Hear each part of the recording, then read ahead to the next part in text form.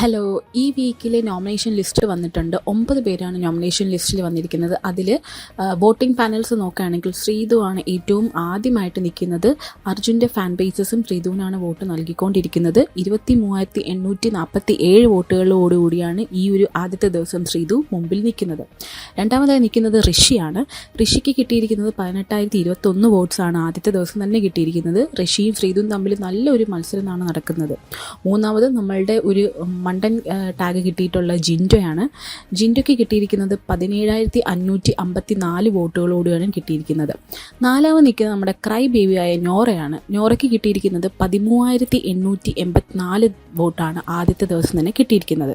പിന്നെ അഞ്ചാമതായിട്ട് നിൽക്കുന്നത് നമ്മളുടെ ന്യൂ എൻട്രി ആയിട്ടുള്ളത് അഭിഷേകാണ്. അഭിഷേകിന് കിട്ടിയിരിക്കുന്നത് 13,045 വോട്ടുകളോടുകൂടി 5ാം സ്ഥാനത്താണ് അഭിഷേകും നിൽക്കുന്നത്. ആറാമതും ഏഴാമതും എട്ടാമതായിട്ട് നിൽക്കുന്നത് നമ്മളുടെ ഈ ഒരു കഴിഞ്ഞ വീക്കിലൊക്കെ ആയിട്ട് വളരെ വീക്കായിട്ടുള്ള 4 പേരാണ് നിൽക്കുന്നത്.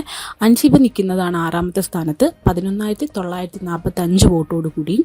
ശരണ്യ നിൽക്കുന്നത് 284 വോട്ടോടുകൂടിയും. ശ്രീരേഖ നിൽക്കുന്നത് 6,984 വോട്ടോടുകൂടിയും.